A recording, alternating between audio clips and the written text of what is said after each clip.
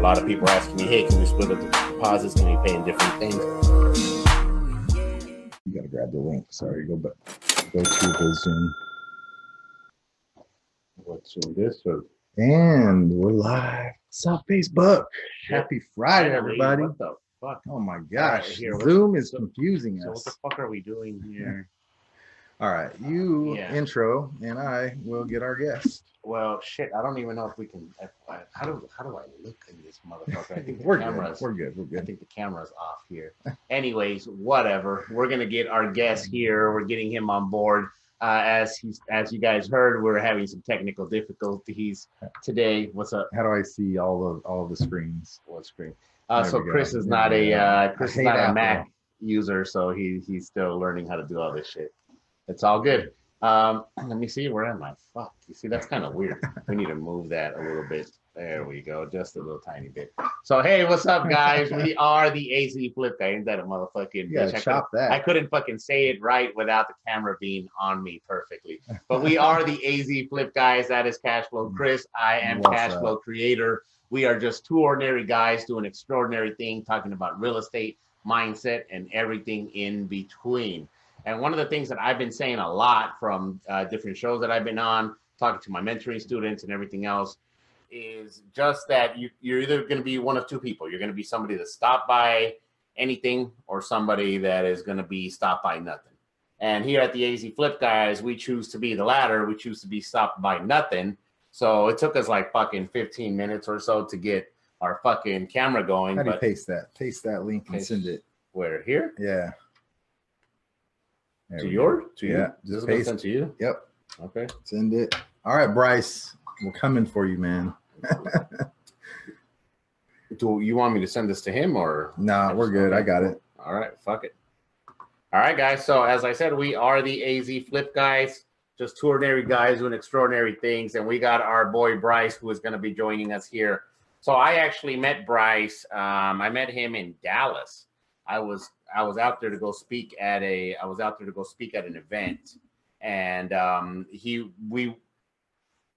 we went a few days before because we needed to drive out to Arkansas to take a look at our apartment complex anyway. Yep. Plus Propelio was having their event. Exactly. We definitely wanted to hit that one. Since we always talk about networking, we decided to, actually follow our own fucking advice. And we went to the Propelio networking event, which if you guys are in the DFW area, highly, highly suggest you check out.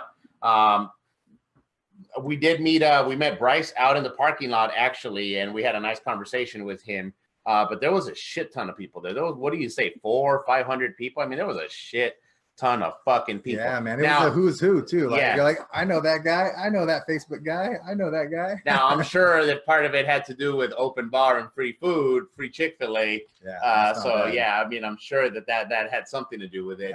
Nonetheless, though, it was an awesome, awesome, awesome event. This one, they're having another one here sometime May 12th or something along those lines. Right. And if you guys don't know, our good friend Troy Forward is going to be in there. Oh, yeah. Troy is the fucking man. Troy knows, man, Troy's done so much, and he's very unassuming. If you don't know who he is, you just kind of would just brush him off.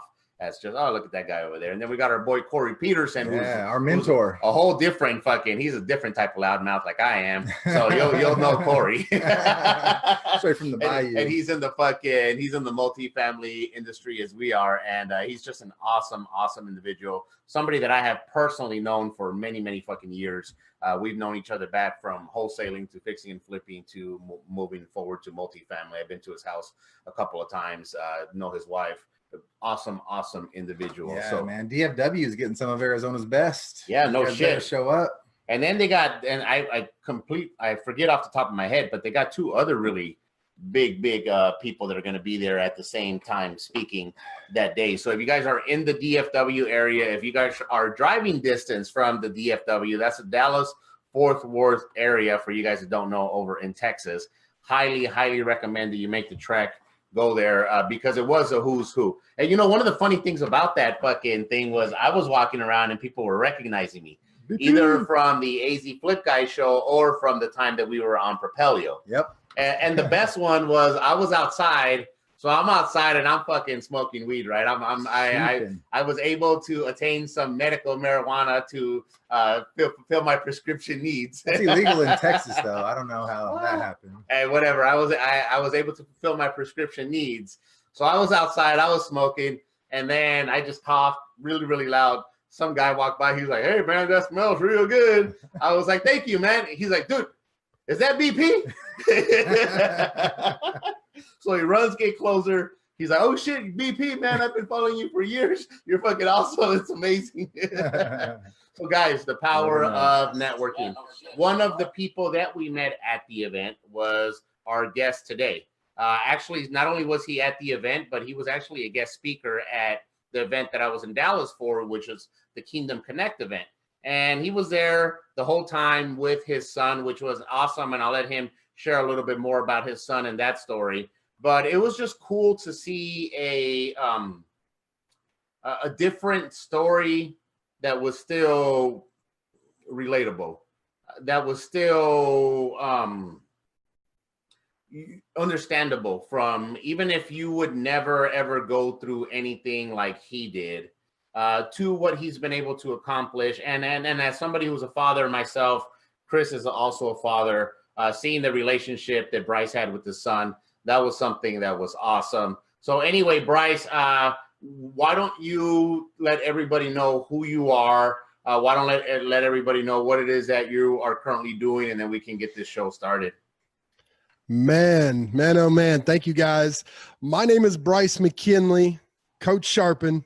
Now you know what time it is. I'm super excited to be here, you guys. I love you guys, man. We hit it off actually. I don't know if I was the guy in the parking lot that was like, "Man, that smells good." Yeah.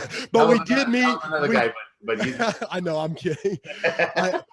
We did meet in the parking lot before the barrage, and I just want to say thank you guys for stopping and chatting with me. And so, man, a little bit about myself, you guys, for those that don't know who I am. My name is Bryce McKinley. I'm an international speaker, motivational speaker, wholesaling real estate coach, and master salesperson. I've been in real estate now for just over 7 years now, and really got into this business by accident. You know, I had a lot of tragedies in my life, and I'm sure we're going to dig into that today. But man, I got into this business with $32 to my name, sleeping in my car. And over the last, 5.5, 6 years in a partnership, let me just clarify that, in a partnership, been honored and blessed to do over $154 million, I think a little over that, in wholesaling. And that's all I do. I don't claim to know everything, but I can wholesale like a mamma jamma. Wholesale like a mamma. That's the thing that one of the things that we preach here on the AZ Flip, guys, is don't try to be a jack of all trades. Just be a master of one. Agreed. There's a series that I listen to, which is all about mental training, and it's all about the mind.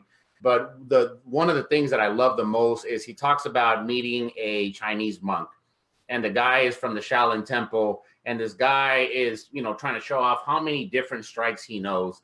And the old Shaolin monk is like, "You know what? Shut the fuck up. Here at the Shaolin Temple, we have one saying and that we stick by, which is, I do not fear the man that knows 10,000 punches that has only practiced them once in his life. I do fear the man that knows one punch that has practiced that 10,000 times in their life."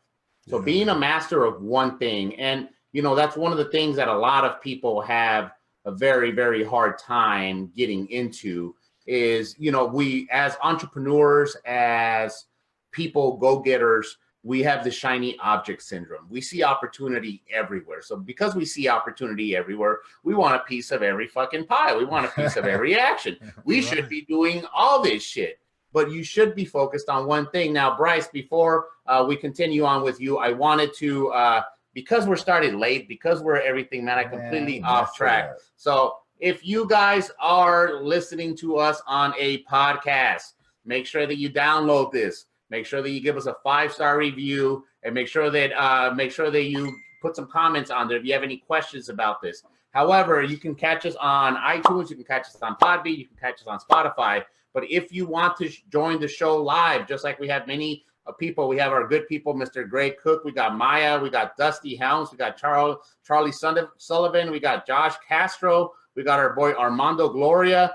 Man, some of our regulars. We got our boy Cyrus all the way from the Philippines. Nice. If you guys want to join like them, if you guys want to comment, if you guys want to ask questions, we'll be able to ask questions of a sales master today. So if you guys are hearing us on the replay, if you guys are watching us on YouTube on the replay or catching the replay on Facebook, make sure that you join us every Friday live at noon Arizona time, AZ Flip, guys. And if we're ever late like we are today, we'll make a post about it, just like I did, letting you know that we'll be a little bit late, because we do like to be punctual. We do like to be consistent. And that's one thing that here with the AZ Flip, guys, if we don't, Bryce, dude, if we don't start right at fucking 12, without fail, we'll get a message or two. Hey guys, is everything going on?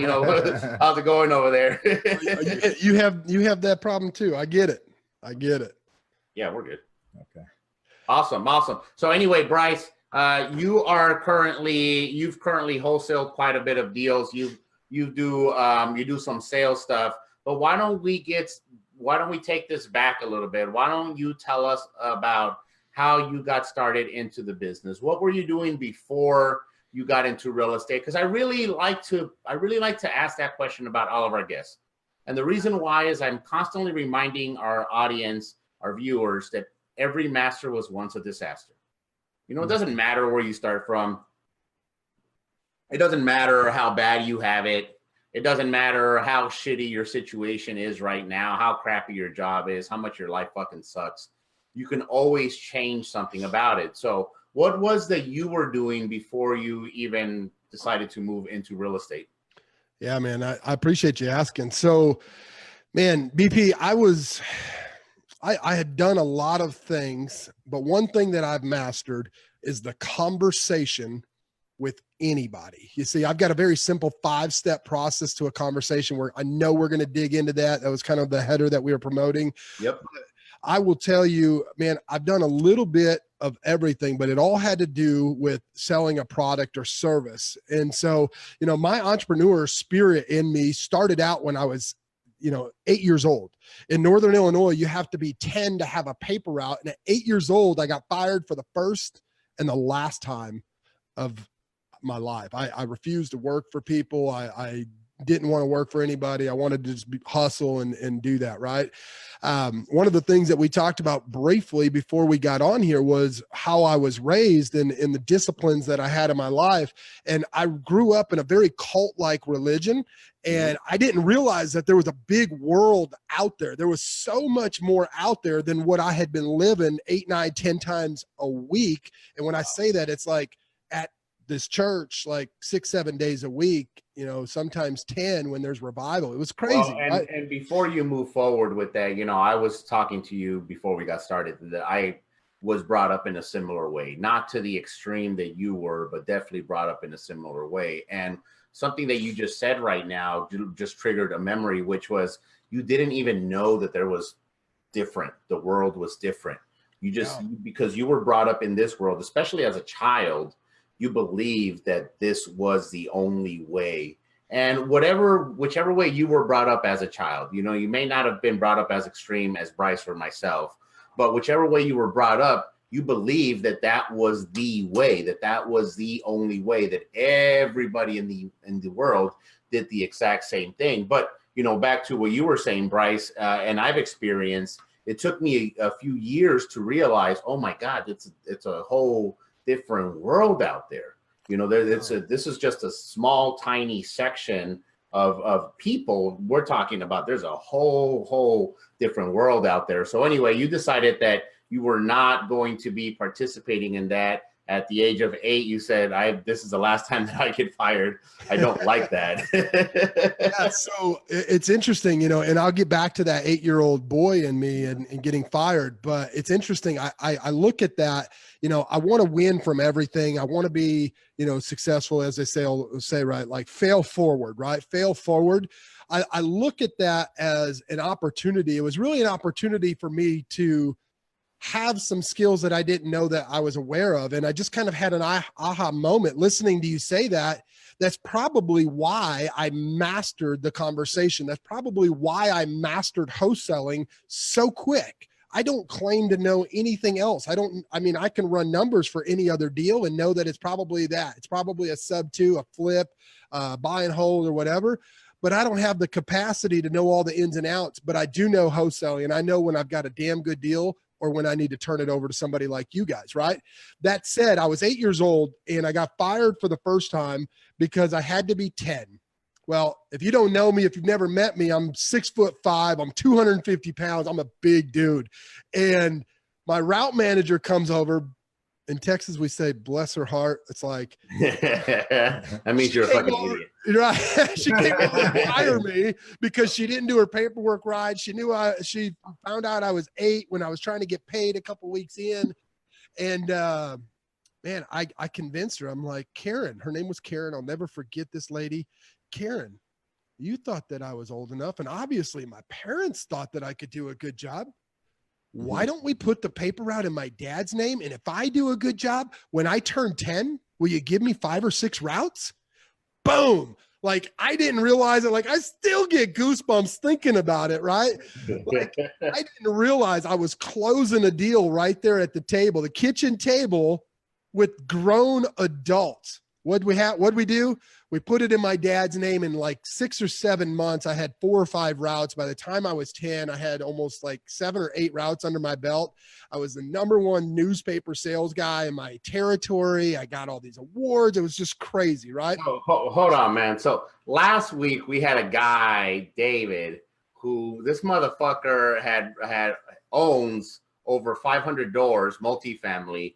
And he was able to accomplish that before the age of 23. He's now 23. Wow. Nonetheless, we were talking about his first deal, and technically he wasn't old enough. I mean, he was 20, so he was legally an adult, but he didn't have the credit.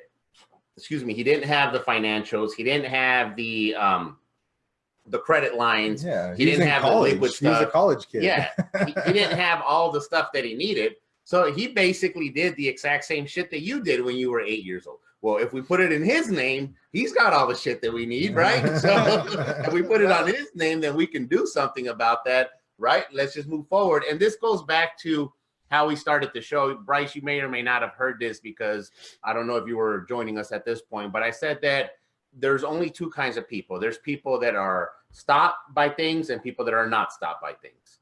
Regardless of the challenge, regardless of the size, regardless of which way it's going to happen. So the people that are usually stopped by things, they would have said, oh man, fuck, that sucks. Oh, well, that was a good I say the same thing, BP. I say the same thing. People are either interested or they're committed. It's exactly the same thing. You can be interested in this stuff all day long, but if you don't get committed, you don't get sold out like my hashtags are, like, man, you're not going to have the success that you want if you won't do what others want, you know? Well, and that's the thing, is that people don't understand commitment. Everybody wants to be a real estate investor. Everybody wants to wholesale. Everybody wants to be in real estate. That doesn't mean shit. It's like when I talk to people, and because you wholesale, you would strictly understand this, but I'm not looking for fucking people that want to sell. I only want to talk to people that need to sell. Everybody wants to sell. Everybody's like, oh, well, fuck, just throw me an offer and we'll see how it goes. No, fuck you, motherfucker. How about you tell me what you need because you're in the situation? And if you don't understand what I'm saying, then obviously you're not in the situation that I need to be talking to your ass with. And for you listeners out there, I have a very simple word phrase that you can use to really eliminate those people. It goes like this. Man, BP, I can appreciate that you want an offer. Heck, I know you want to get as much as you possibly can. I want to give you as much as I possibly can. But at the end of the day, I can only work with people that are serious about working with me. So tell me a little bit more about your property. And I go right back into the pain. I dig that knife, I twist it and pour salt on that shit. So now their current reality and their desired reality are 2 different things. And I'm the only one to bridge that gap. And we'll get into all that. We'll get into all that. So. And we will. And guys, just want to remind you, if you're watching us on the watch party, we've got quite a few people watching us. We actually got Roy Rocha saying, what's up, y'all? Just reminding you that if you are watching us on the watch party, I got a watch party. I'm sure Chris got a watch party. If you guys are watching us on the watch party, make sure that you comment and ask your questions. It doesn't show up here on the main thread, but we do see it. So then we'll be able to ask these questions for you to Bryce. Bryce is a master. Make sure you guys share this out. Make sure you guys share this out, man. These guys are doing a wonderful service and providing a ton of value. You guys share it out. You know what? Thank you for reminding me. Once again, today has been off kilter, so I normally would have said I got you guys. But guys, we don't sell shit. We don't promote shit. We just add value to people. So if you find this valuable, we need you to share this on your page. We need you to share this to the groups that you might find valuable. If you're like, hey, man, hey, Joe, you've been talking about getting into wholesale. You know, why don't you check it out? Tag that motherfucker in the comments. Let him come in, share that shit to his page. Guys, as I said, we're not selling anything. We're not pitching anything. All we're doing is just adding value. That's our way to add value. So we got quite a few people here on our main thread. We got Amy Shelton joining us. We got Josh Castro said, luckily for us, we were late, gave him time to get a sandwich. We got Lamont. We got Isaiah Lee saying, what's up? We got Chris Chavez, Jeffrey Wiener in the house. We got Chris Chavez saying, that's how we get the REI results. Bryce is the best in the business. That's what I'm talking about. And guys, if you have questions for these individuals, this is why we bring special guests here, because everybody is good at what they're good at. Everybody's a little bit different. Everybody has a different philosophy. So what he says and how he says it may relate more to you, may relate better to you than the way that I would say it, or than the way the Cash Flow Chris would say it. And by the way, if you're not following us on Instagram, make sure that you do at Cashflow Chris with a K, at Cashflow Creator over here. Make sure that you follow both of us on Instagram. We are constantly sharing our journey. We are constantly posting on our stories, let you know about our day, let you know about the stuff that we go through, our family stuff, our regular day shit, but also Chris was walking new builds today. I have a fucking, you know what? I haven't uploaded those 5 or 6 or 10 videos that I took with you when we were walking that 7-plex. So yeah, we got to get that up to. So anyway, guys, but that's all the stuff that you'll be able to find on our social media. So once again, make sure you follow at Cashflow Chris with a K. Make sure you follow me at Cashflow Creator, and that's both on Instagram. We got Bryce. What was your Instagram handle? Coach Sharpen, baby. Coach Sharpen. Oh yeah. So anyway, we got we got Ty Sherwood here. Says love these guys.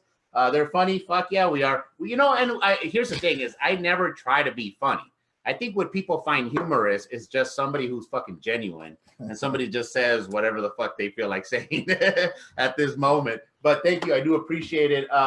I got John Villanueva who's saying I can appreciate you wanting you wanting to know what we can offer, Mr. Seller. That being said, let's get together and discuss details in person. What's a good time today or tomorrow to get together? That is awesome, man. And I love the way that you said it. I love, this is something that happens when you master something. You start let me jump in here real quick, because we I haven't really gotten to how I got into real estate or what the past is, and I know we're going to get back to that, but he said something. This is really key. This is Facebook. You guys are listening to Chris and BP for a reason. They talk about mastering that one thing and then taking it and going from there. I think it was John. I don't know why I can't see the comments, but John made the comment about getting that appointment. Mm-hmm. I've mastered this thing. I have not walked a property in over 5.5 years. I've only met with 3 sellers my entire career, you guys. There's a very simple way to master things. It's finding someone that's already done it and follow and trust their process. So exactly, guys. So if you have questions, you know, we are going to be getting into the specifics here. We're going to be getting into Bryce's 5 steps. But before we do that, I want to reiterate the whole fucking concept of listening to somebody who's actually where you're at. You know, you just said something right now, Bryce, but it's very similar to what my mentor tells us all the time, which is the easiest way to get across a minefield is to follow the footsteps of somebody who has successfully made it to the other side. So want to make sure that you're listening to the right people, but I also want to keep on pounding in the point. This is what happens when you go deep and not wide. This is what happens when you focus on just one thing as opposed to juggling 100 million things. Oh, that looks good. That looks good. That looks good. That looks good. That looks good. Because of my personality, because of my sales background, because of everything else, the amount of people that come to me and say, hey, man, you know, you would be really good for this. I say, yeah, you know what? I would be.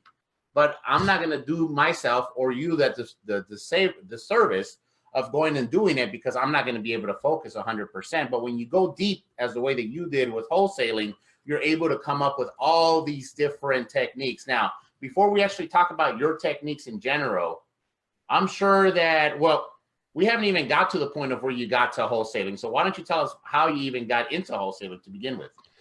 Yeah. So between the age of 12 and 17, I was just an idiot. I was an absolute idiot. I was out, gang banging, dope dealing, doing drugs, alcohol. I was not the greatest kid because my parents separated, and I literally went from this goody church kid in the eyes of my peers, my other students or whatever that were my age. And I went from that kid to like everything I grew up believing was not true. And so I went off the deep end. I got into a lot of trouble. I was not an upstanding citizen by no stretch of the means. And man, I had an opportunity. Let's just put it that way. I'm not going to go into all the nitty gritty. Follow me and you'll find out all those nitty gritty details. Do you mind if I tell them where our podcast is, man? Please. Yeah. Well, actually, not only do we not mind, we encourage that. At the end, we'll ask you to say that again, and then we'll put all that information on the show notes. So yeah, please go ahead. Perfect. So, man, if you guys want to follow me, my podcast, if you're watching this live, is not out yet. It will be out in the next week or so. And we've launched with a coach and a mentor that has top 10, top 100, top 200 success. And we're going to be up there. He's already guaranteed that. And so you're not going to want to miss this, but you can follow or check out our podcast on any of the platforms at Flipping Wholesaling Real Estate Upside Down, because that's what we've done. I've completely flipped it upside down, doing it virtual, 10X and everything that we do. And so you want to go and follow me on all your iTunes platforms there. So, and actually, we'll get back into how you got into real estate, but somebody in the watch party here, Ty, was asking, and I don't need you to answer this question right now, because I'm sure we'll get into it, but this goes to your point about flipping the shit upside down, which is, why does everybody want you to come take a look to show my property?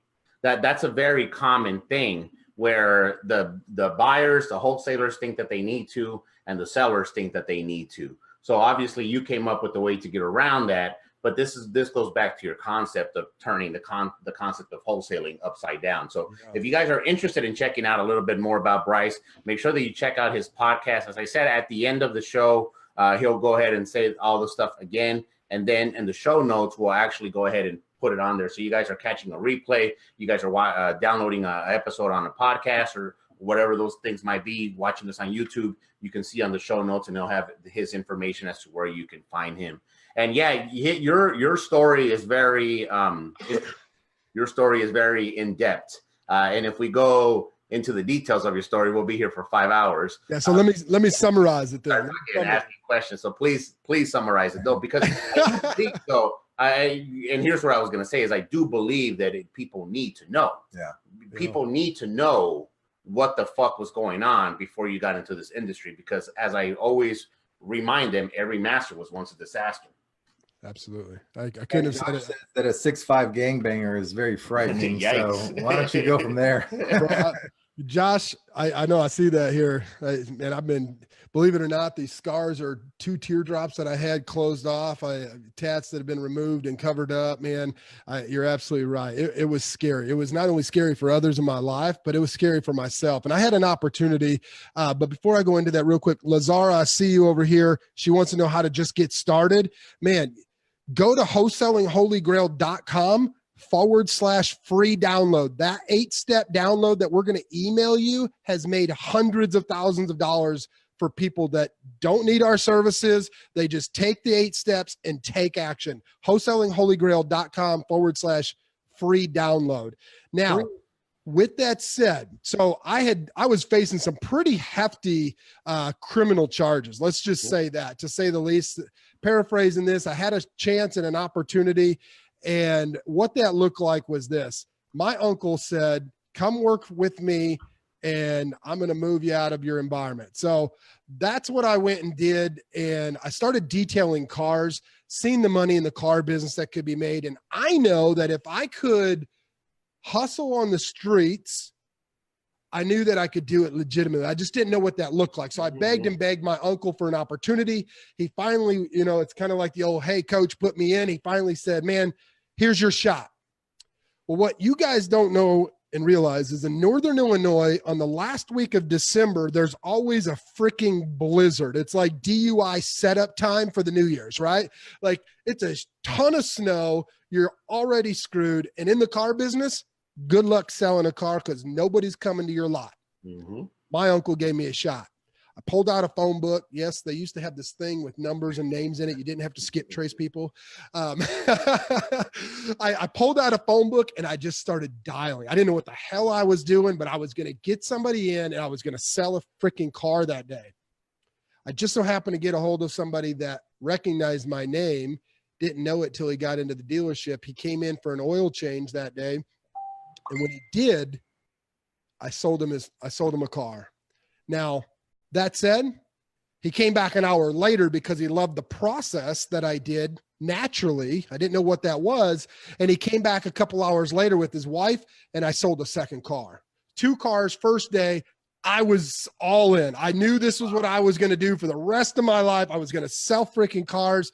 I didn't know there was anything else because I was going to make in those 2 car deals, I think 8 or 9 grand total. I was in. I'm 17 years old. Put me in, right? So my coach, my uncle did that. And over the next 2 years, I became the #1 car salesman in the world with Ford Motor Company, where most car guys, even to this day, are selling 12 to 15 cars a month. At 19, I had a 2-year average of over 50 cars a month. By 22, I had a 5-year average of 70 plus cars a month.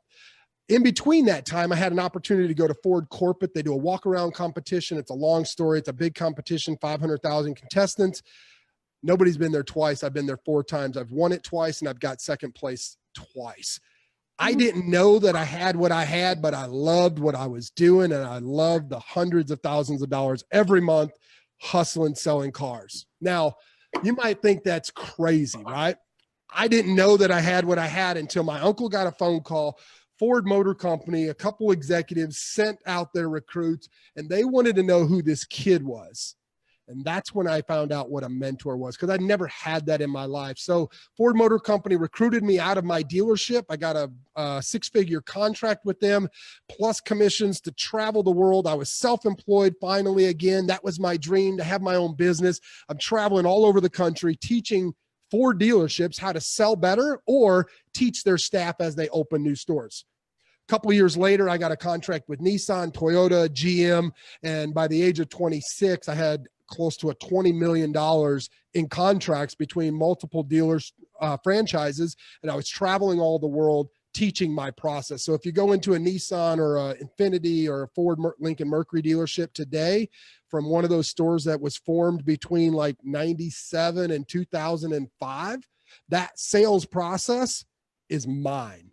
And it's been truly, truly rewarding to go in and buy a vehicle and see it still in action to this day. And other franchises have adopted that 5-step process that we're going to talk about today. Now, fast forward, you talked about that mess. You talked about that tragedy, you know, and I forgot the term that you said. I'm going to have to go back and watch the replay because I loved it, BP. But I say in my coaching, your mess is your message. And my mess became my message because I had to get into something else out of desperation. You see, in 2006, my wife lost a baby. Come to find out there was a DNR on him, and it was just a whole crazy mess. We went through lawsuits, and it was supposed to be on another baby. We had a son that basically we found out the hard way was killed. And the next year and a half, my wife would lose her mind. And she ended up taking her life. I'll never forget, Friday the 13th, June 2008, I got a phone call. She was gone. Man, she was raised in the same cult-like experience I experienced. And believe it or not, people doubted the reasons why I was with her, but I lost it. Her mom was my Sunday school teacher. Her and I had, you know, messed around at church, kind of like BP and I's off conversation. That conversation, yeah, bro, it happened, right? Like we had done that even at church as a kid, goofing around. Like I remember her dad. For you guys that don't know, we have a B-roll section recording that we did before we started the interview where we were talking about our experiences growing up in those experiences. So, my face is blushing. Your face is blushing. I love it. So here's the deal. So that's right. Every master was once a disaster, and that's exactly what it was. So I was a mess. Between 2008 and 2010, I went off the deep end. I got 4 DUIs within like 60 days, never drank really a whole heck of a lot. I did more cocaine in one night than most party animals ever do in their lifetime. And I did that every freaking weekend while working the car dealership, you know, Monday through Friday. And it was just a disaster. That's exactly what it was. 2010, I found out that I had a baby on the way. I couldn't be in the car business anymore with my license things, and it just created a shitstorm for me. But that's when I sobered up. March of 2010, I found out that I had a baby on the way, and that would forever change the course of my life. And so, man, you guys met my little guy, hashtag the middle school millionaire. So if and only if you have kids that need mentoring, go find hashtag the middle school millionaire. He's got a t-shirt on Amazon. It's like $19. The money goes to help the homeless youth. And we'll get into your son here in a second, because that's an awesome part of your story. But once again, guys, every master was once a disaster. Doesn't matter where you come from. Doesn't matter what you experience. Doesn't matter the lows. Imagine going from that high to that low. Now, one thing that I have noticed, because I've been in sales for many, many years, high level salespeople, specifically those that comes naturally to them, are very, very, very likely to abuse some type of habit or substance, or have some type of vice. I mean, I've been in the industry. There's a movie that you probably know, Bryce, that every fucking hustler and salespeople know, which is called The Boiler Room. Most regular people don't never even heard of The Boiler Room. What the fuck is that shit? But in The Boiler Room, they talk about this. You know, there's a section where they go have like a get together at somebody's house, and the guys had a big old beautiful house, but just crap all over the place. Doesn't really even have a couch and stuff, because they're most of the money goes up the nose. And it's something that happens. Now, why do I say this? Because we had a comment here, a question. Where the fuck can I scroll down? God damn it. You see, this is what we need to hold on, let me go back over here, because I think it was Josh who asked if this was something that you are born with. Yeah, Josh Castro asked, is this something that you were born with, or is this something that just came naturally to you? Did you have to work at this? Yeah, that's a great question. So I would tell you yes and yes. So I believe that it's been my God-given talent and ability to be a salesman, but also a teacher. And that's the big thing. You see, you could go into a car dealership and see a really great salesperson, but they're probably not a great teacher, manager, or leader. And you can go into a car dealership, and this is in any business, any sales arena, you could go and talk to really great management teams, right? I've been blessed with the gift to be able to do both, and very few and far between can do both, actually sell and close deals and manage and lead a team. And I'm not claiming to be perfect, but I've been very, very productive and successful with it. So, well, and one thing that you mentioned is true, that if people that are naturally good salesmen are not naturally good teachers. But I'm also going to say, example of like athletes, you know, you get somebody that's a natural born athlete, they usually don't make a very good fucking coach. Yeah. But the best athlete, and even coaches of athletes, have had coaches. And so I'm always growing, I'm groaning too. I'm always growing. And heck, I was just telling these guys right before our call here, like, I just hired a new sales coach to take me to that next level, you know? And so I'm always sharpening these skills. You see my hat, it's an acronym. Not only is it to sharpen, as iron sharpens iron, but it's selflessly helping already persons eager for nurturing, because I want to give back, because I want to be who I wish that I had. And so, man, when I was going through all this, I had this baby on the way, I sobered up, and I realized I've got like maybe 70 to 80 grand left in my account. Like, I'm wondering what the hell just happened. And I thought everything was going to be okay. I started going back into corporate America. I got a contract with De Beers and RDI Trading, the two largest diamond manufacturers. I got a contract with Magna Resources, which is one of the largest gas and oil joint venture companies. And I'm teaching their salespeople how to sell hundreds of thousands and $1,000,000 packages over the phone.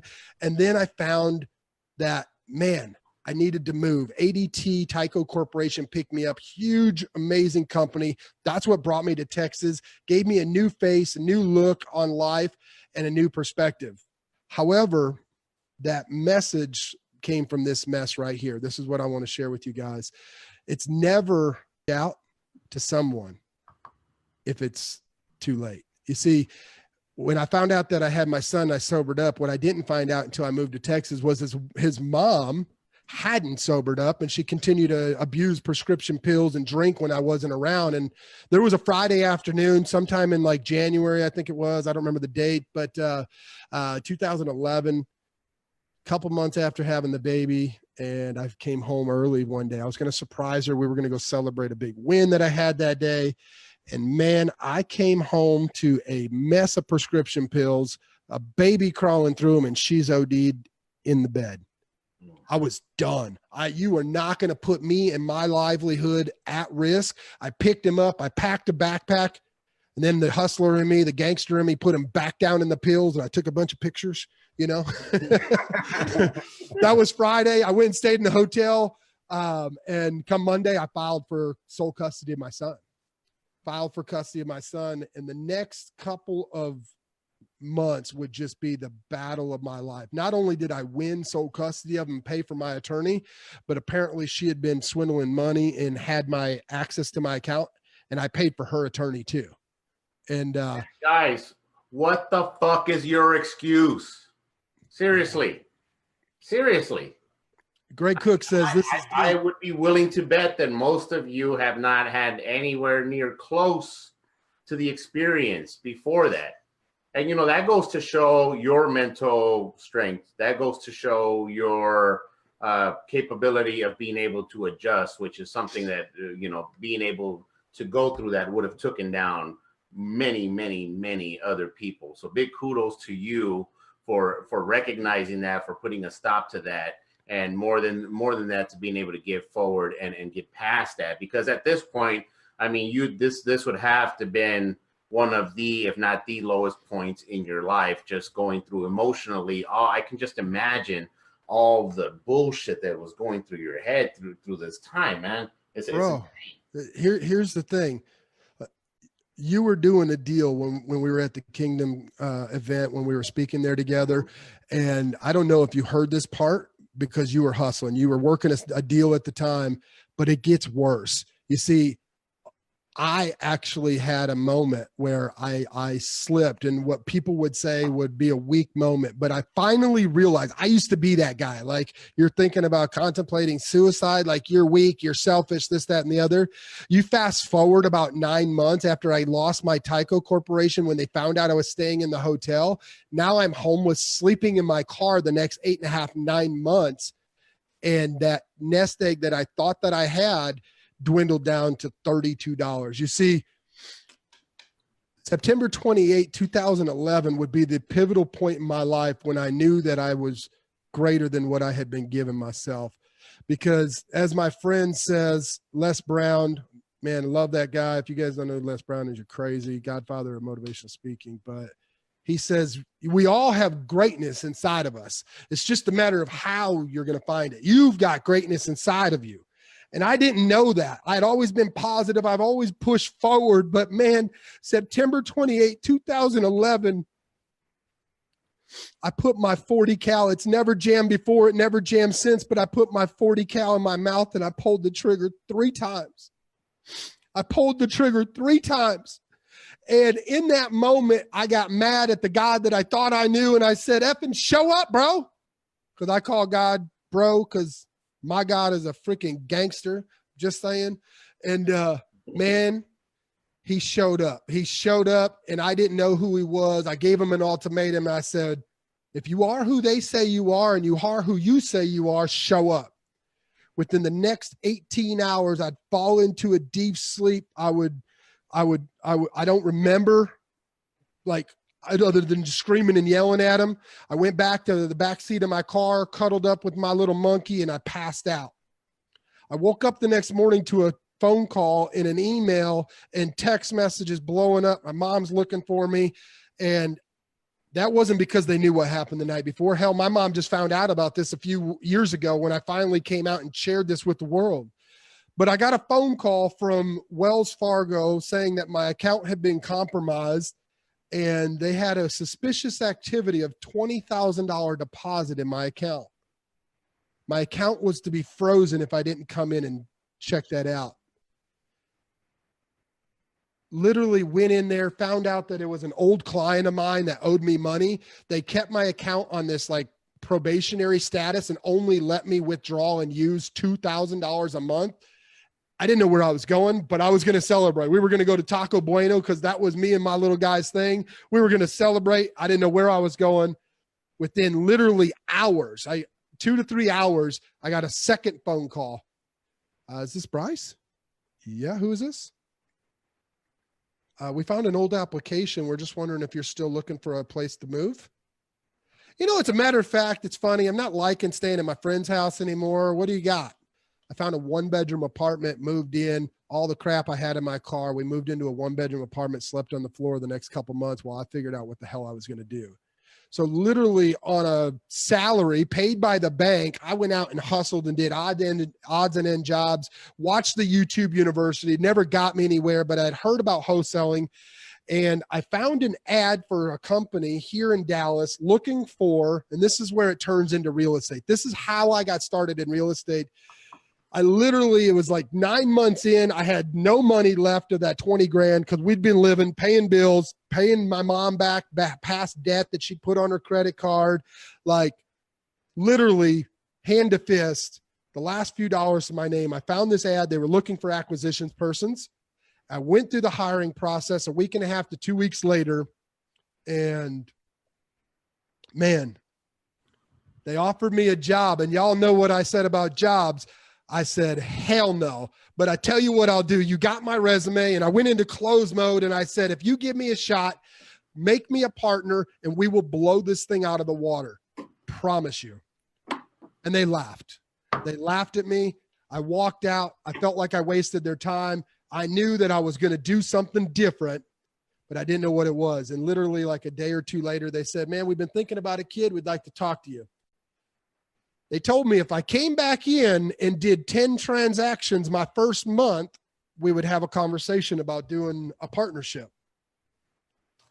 I came in and did 23 transactions my first month in this business with the very simple 5-step process to a conversation. Nice. And we will get into those 5 steps because we need a fucking breather after that, man. We got all kinds of people. You know what? So normally in this show, I find myself stopping the guests and breaking down what they say because real estate talk, you know, we've been doing this shit for so long. We do this shit every day that we just don't even realize that, hey, there's other people that might not understand what a double close is or an assignment or whatever, right? However, in this particular scenario, because you've opened up and started sharing, I don't think you realize how deep all that shit was. And we had a lot of people here that were commenting. Greg Cook saying, wow, that was fucking deep. Josh Castro says shit's getting real. We got Denise saying that was deep. We had Seeley saying that your angel was watching over you. Our boy Armando saying, wow, that was deep. Yeah. Josh Castro, who says, I usually only cry from laughter from this show. Exactly, man. Yeah, thanks for being so vulnerable, man. Like, that just shows you that everybody, no matter how successful they look right now, everybody's been through some shit, you know? Everybody hits rock bottom sometime. And that's the thing that I wanted to continue to push here, guys. Remember that every master was once a disaster. It doesn't matter where you're at right now. It doesn't matter, you know, because one of the things that had to be, so being in that position sucks regardless. Being in that position where you're just out of money, you're figuring out you owe people money, like that position just sucks anyway. But imagine being in that position after achieving all the shit that he achieved initially at such a young age. That's mental torture. And that had to be just really, really hard. But once again, kudos to you for being open. Kudos to you for being able to take this shit, learn from it, and move forward into it. And kudos for you for saying, you know what, let's take this, let's move on to the next one.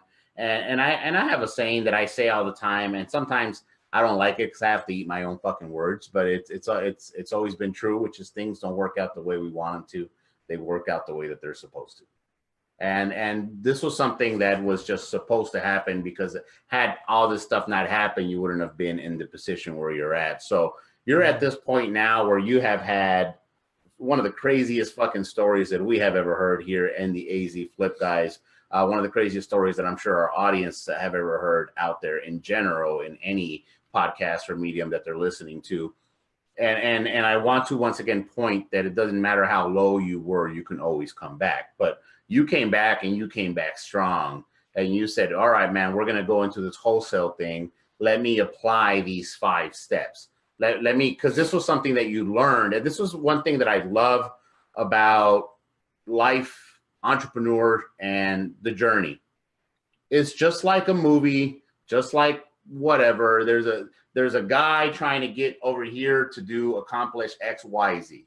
In the process, he goes and he meets so-and-so and so-and-so and all these different things, gets in all this trouble, gets in all these adventures. But there's little lessons to be learned everywhere. And one of the things that you did is you learned from selling cars and getting really good at selling cars at that point. And one of the things that I've shared before is that I've been in the sales industry. I wasn't selling cars. I was selling junk. I was selling crap. I was selling knickknacks. But the thing that we learned was that it's not the actual object that you're selling, it's yourself.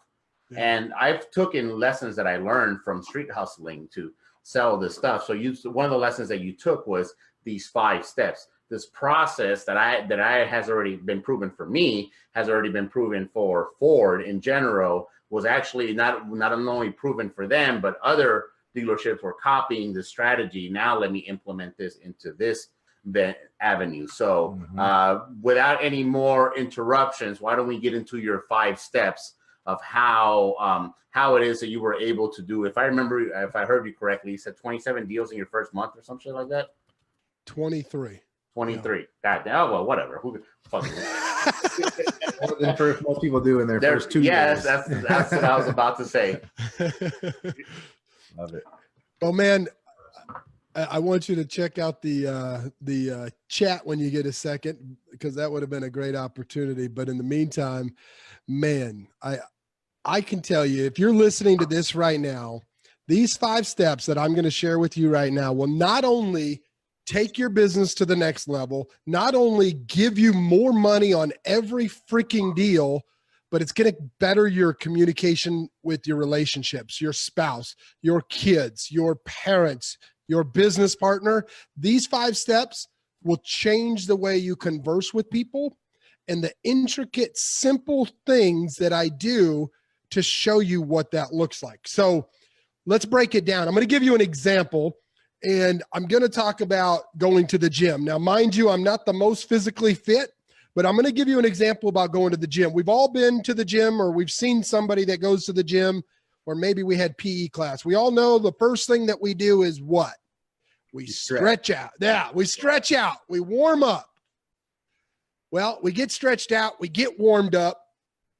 And when we do that, we know that we want to start we want to bench press like 200 pounds or 250 pounds. And we push it up and we're like, oh, shit, I can't do that.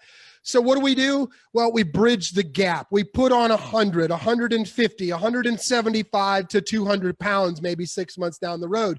We bridge that gap. Step number 2 is bridging the gap.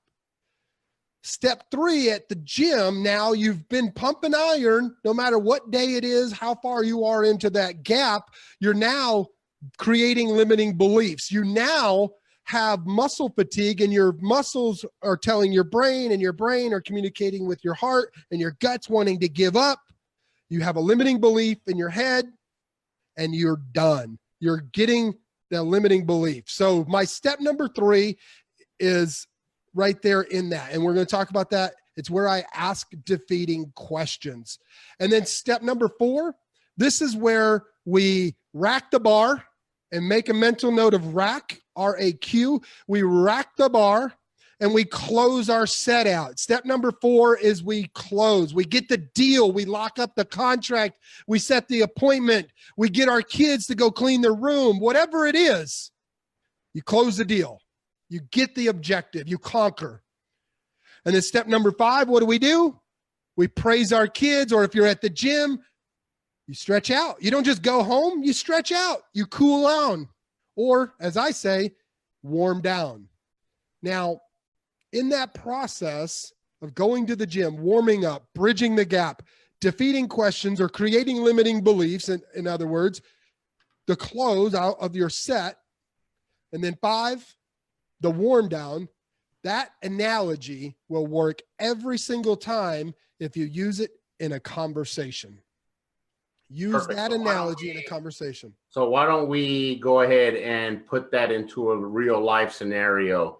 So the majority of our people here are in real estate or want to be in real estate. The majority of the people here are wholesaling, or even the ones that are not full-time wholesalers will still wholesale from time to time. Or, even if you don't do that, you have conversations with people, which Bryce said, this is something this is a 5-step process that you can use to better your relationships all the way around. And one thing that I feel a lot of times that happens, it comes more natural to me, but it's something that I recognize as one of my superpowers. Is just basic human communication, being able to talk to people, being able to connect with people. But Bryce, why don't we use this in a real life scenario, and why don't we use a wholesale deal, because a lot of our audience will understand that better. Yeah. So why don't we go through your 5 steps through the wholesale process? Absolutely. Great question. And I appreciate you the opportunity there. So remember, step 1 is the warm up. I want to give you guys an acronym. If you're listening to this right now, write this down, pull over, bookmark it, do whatever you got to do, but don't just do nothing. Step number 1 is the warm up. The entire warm up is all about form. F-O-R. If you're watching this live, watch my hands. F-O-R-M.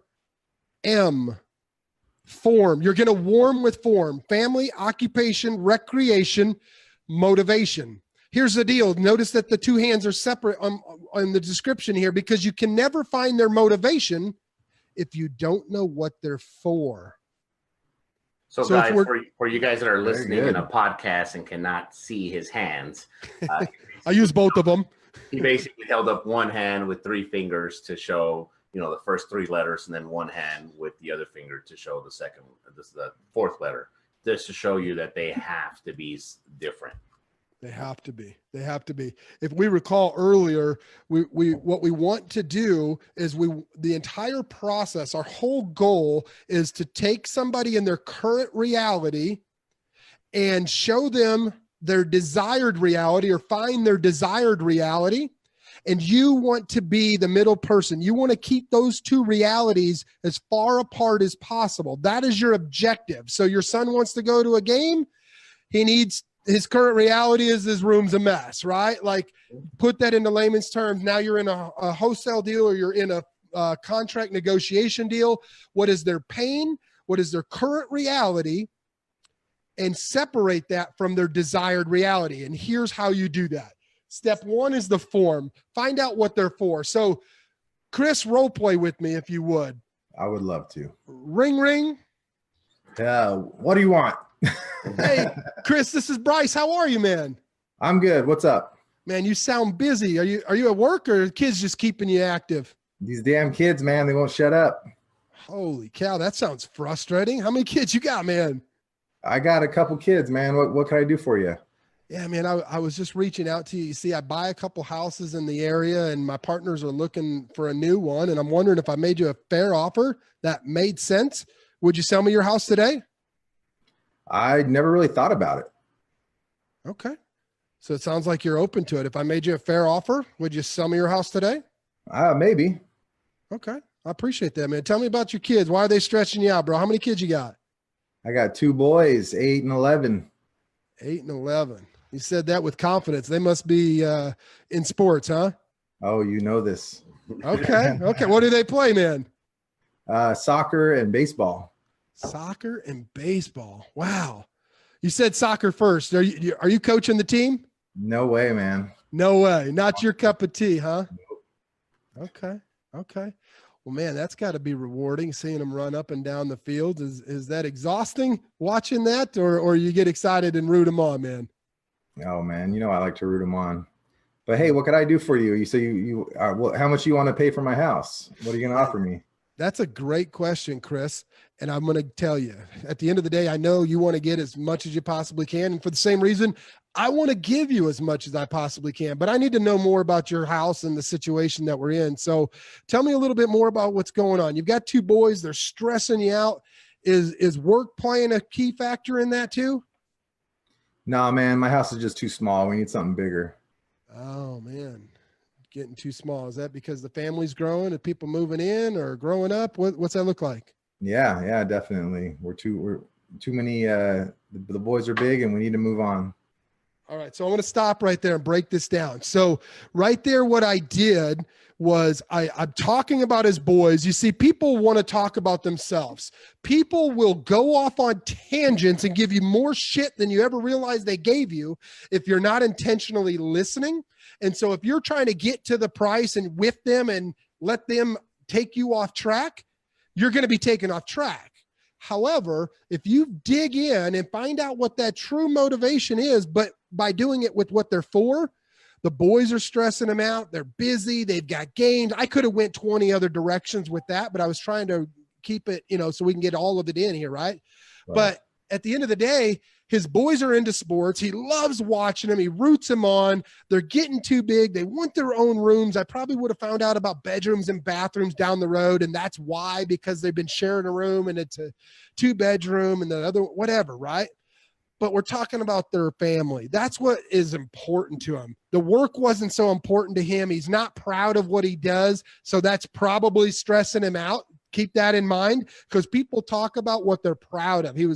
If you're listening to this, I can see Chris's face, but I want you to rewind this, go back and listen to how Chris's tonality, even in this mock role play, when he started talking about his boys, his whole tone changed and he didn't even realize that he did it.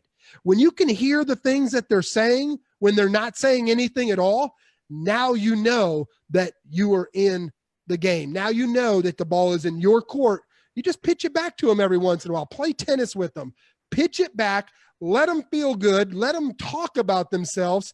And now your business will go to the next level with that one little trick right there. Now, one of the things that I did was, oh, wow, 2 boys. How old are they? I racked it. Remember, I emphasized on step 3 how we rack the bar before the close. That acronym, RAQ, is an acronym that I want you to write down. RAC. Repeat, acknowledge, question. When you ask a question and acknowledge it and you repeat it back to them, it shows the subconscious mind of the other person that you, my friend, are paying attention. RAC, repeat, acknowledge, question. And when you can do it with feeling, man, 2 boys, that's got to be exciting.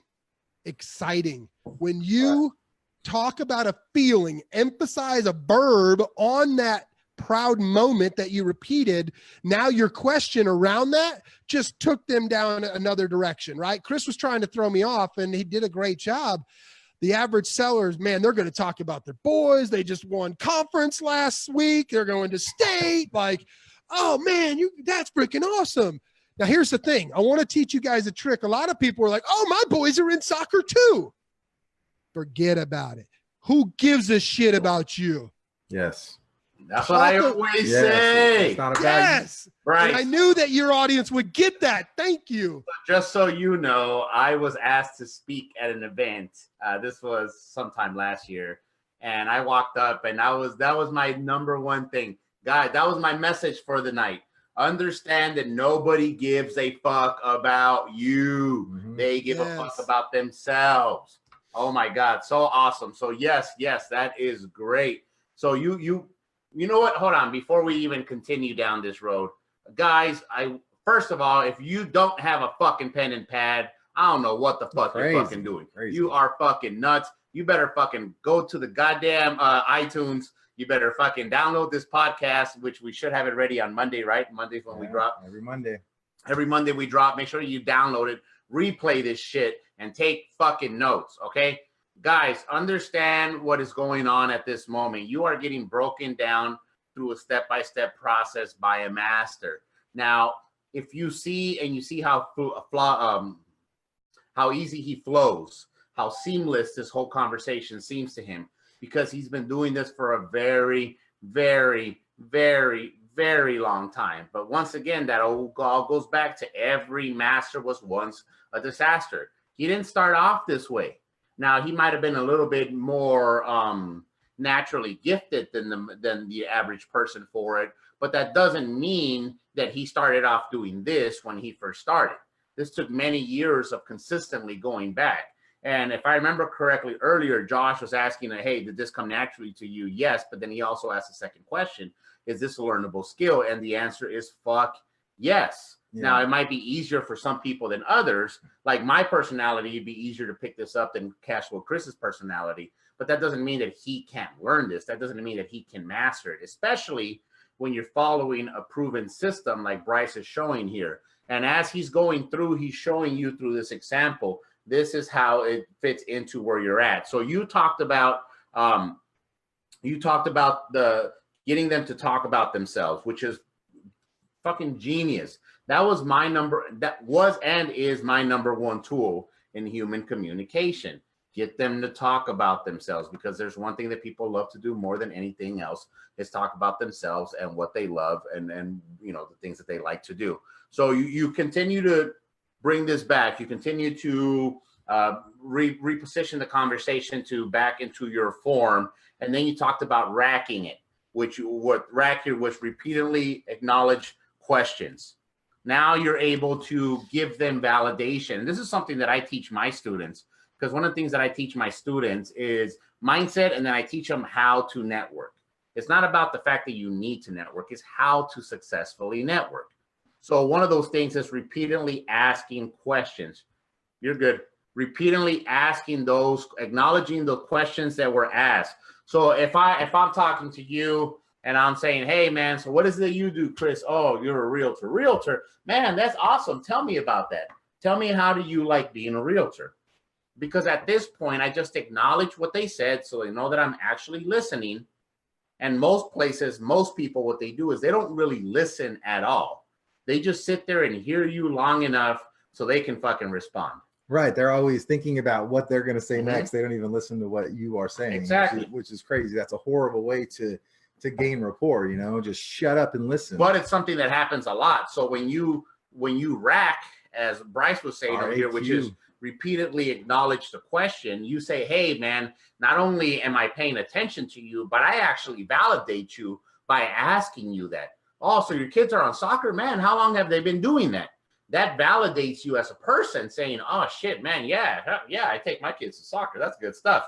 So anyway, you talked about form, you talked about rack, but we're still in step number 1, correct? That's correct. That is correct. So, man,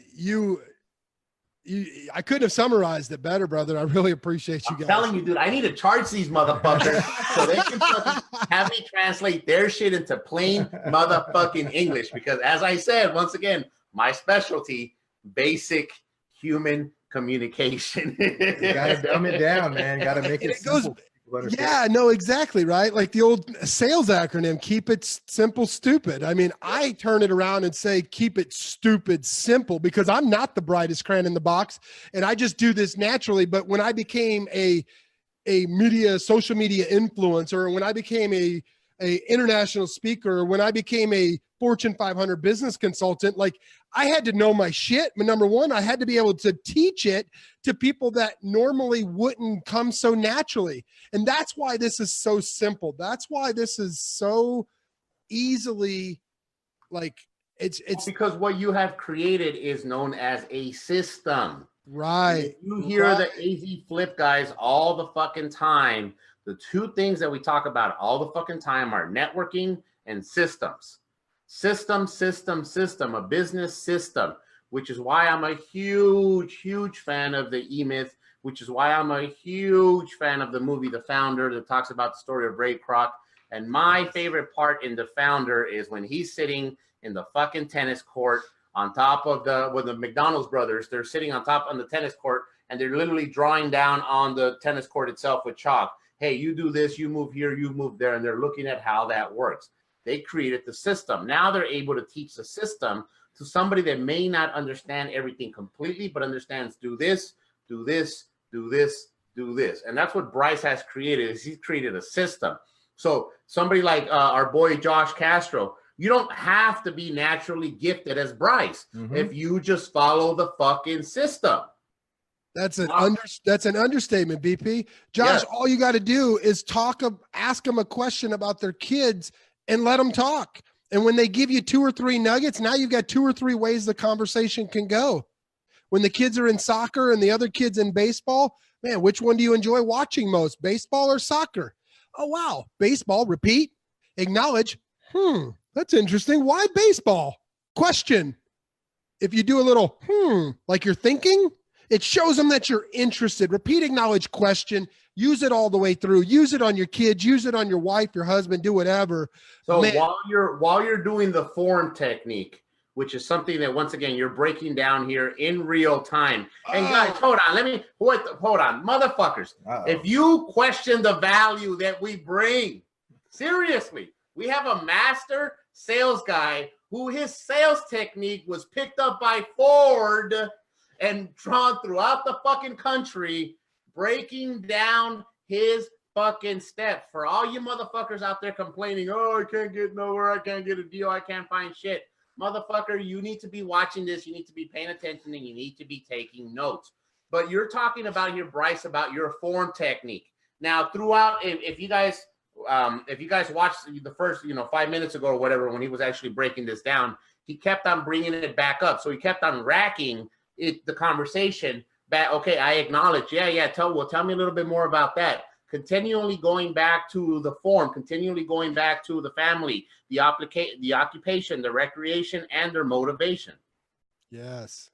And Josh recapped in another way that what I was saying, quit telling them how good I am at soccer. Yep. If you go in, I use an example, one of our coaching students, right? She couldn't figure out why she wasn't having any luck. And it was like a huge freaking like neon fluorescent light bulb that went off for her when I showed her this.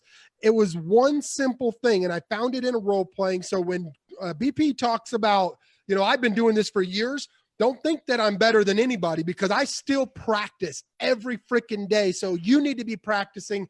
Write out your script, go back and piece this conversation together, because it is my script, essentially. I know it by heart. I practice. So that said, Josh said, quit talking to them about how good you are at soccer.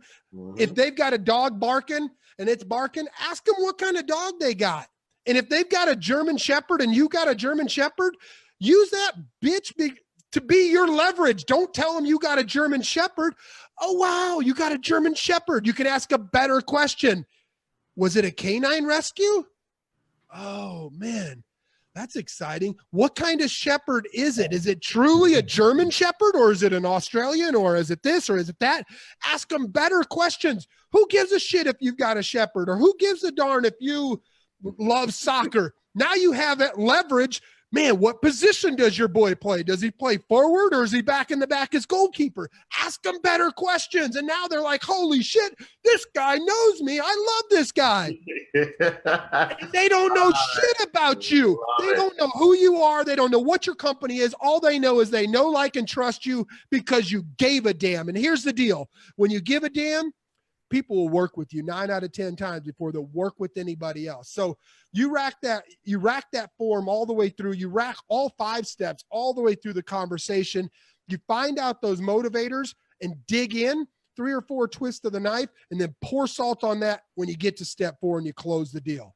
So right now we're finishing up step 1, which is keep on reverting the conversation back to their family, their orientation, their motivation, this type of stuff. You want to find what that is. You want to continue. Not their orientation, their occupation. That's what. Oh yeah, that's what I meant. That's what I meant to say. I know. It's all good. Y'all know what the fuck I meant anyway. So anyway, that is step 1. How do you then move that into step 2? Absolutely. So this is step 2 is very simple. This is where you start taking the conversation from where their current reality is and what's stressing them out. And you start digging in, you start bridging that gap and pouring salt on the wound. So the main portion, if I understand this correctly, the main purpose of the first section, which is the form, step number 1, is to eventually dig down where you're going to find out their motivation. Now, what you're doing is Hold on, let me say this before I lose my train of thought. The main purpose of the warm-up, step 1, that should be about 80%. You remember the 80-20 rule, Pareto's principle, go look it up. I don't have time to tell you about it. The 80-20 rule, 80% of your transaction should be done in step 1. The other 20%, the income producing activities, it comes now. The other 20%. So you might spend an hour and a half on step 1. The next 4 steps, you might spend 10 minutes. But now you know what their motivation is, and they haven't even told you yet because they're going to tell you, I just can't afford the house. What they didn't tell you that you found out is that they've got 2 kids. They're in sports. That's more important than maintaining this house. That shit's overwhelming. The wife is about to leave them. They're stressed out. They cuss each other out before they go to bed, and they never actually verbally told you that, but you know that because you can read between the lines when you find out what they're for. And now, on the other hand, that motivation over here, now you know how to put that. So this is what I was getting at, and this is what I love about your strategy. I call it the fucking Trojan horse strategy. Yeah, so exactly. Yes. 3 FOR on these, and then you're finding a way, an indirect way to find their motivation. Indirectly asking them, indirectly getting those type of questions. It's one of these things where everybody loves to buy, but everybody loves to buy, but nobody likes to be sold to. And when you start asking for motivation, then they feel like, oh man, this is what he really wants. Like he really wants. And people hate to talk about emotions. Our society has talked about not telling not crying. Like I almost got in tears earlier telling my story. Society says we can't get emotional, but we all have emotions. And so when you say, oh man, that's exciting, boom, you gave them emotion and they didn't realize it. Oh shit, that's gotta be frustrating. Yeah, it is. They start acknowledging it because it is frustrating. If you were in that situation, you'd be pissed off, burnout, and done. You assign the emotion, give them permission to have that emotion, and then you move into step 2, bridge the gap. Bridge the gap is very simple. This is where you take them from their form and you start moving them closer, and that simply sounds like this. Okay, Chris, man, I appreciate you sharing that. Sounds like you've got a great family. Typically, people we speak to want to know what we do and how we do it, but more importantly, how much we can offer for their house. Do you have those same types of questions? Now, before you answer that in the role play, before you answer that, notice the tonalities. Go back, watch, re-listen, whatever. Listen to the tonalities. One of the things that I have as leverage is about 12 years ago, it's about 14 years ago, I was certified as an NLP instructor and coach. NLP is neuro-linguistic programming and how to enunciate and speak words, but it's so much more than that. It's verbal, nonverbal, micro expressions, whatever. But that's a whole nother topic. In the meantime, what I want to stress here is 9 out of 10 of you that are listening to this, I've heard your calls. Maybe not you specifically, but I've heard the ones that are trying to get help. I've heard the ones that have scripts. I've looked at the other coaches out there, and 9 out of 10 of those damn calls go like this. Oh man, I'm sorry I bothered you, Chris. Did I catch you at a bad time? Who gives a shit if you caught them at a bad time? Because if they truly want to sell their house and you got the cape on, you're the superhero, you're going to solve their needs, wants, and desires. Quit apologizing. Quit apologizing. So now you make them feel like they're on the in crowd, make them feel like they're a part of the crew, right? So what I said there was typically people, I'm third partying affirming this. Typically people we speak to want to know what we do, and I speed it up right there, and how we do it. And I enunciate it's pause with the comma, but more importantly, how much we can offer for their house. Notice I said house, not home, because the home is the desired. their house is now their current reality. It's a house. Detach their emotions. Do you have those same types of questions? I say same types of questions because now all they can say is yes, because you've given them what you want them to say. Now, besides that, Chris, help me understand, why are you interested in selling the house today? Enunciate today. Because now you're building urgency while you exploit, keyword exploit, their motivation. All right. So why don't we go ahead and ask that again to Chris so then he can respond and we can continue the I see the look on your face. Process. Yeah. No, which is awesome. I love the fact that you're breaking this shit down, man, because they get to see it in theory, but they also get to see it in action, in actual real life scenario. So anyway, ask Chris the question, then he can respond. Exactly. So, okay, great, Chris. You know, typically people we speak to want to know what we do and how we do it, but more importantly, how much we can offer for their house. Do you have those same types of questions? Yeah, exactly. I want to know how much I'm going to get. And besides that, help me understand, why are you interested in selling your house today? Just because we need a bigger house. This one's too small, not enough room. Oh, wow. Not enough room. Man, I appreciate you sharing that with me. It sounds like things are getting frustrating and a little overwhelming. Tell me, what's the address of the property you'd like to sell today? Ugly ass house, Phoenix, Arizona. And the number I called you from, is that the best number to reach you at? Yeah, that's my cell. Fantastic. Perfect. So we just bridged the gap.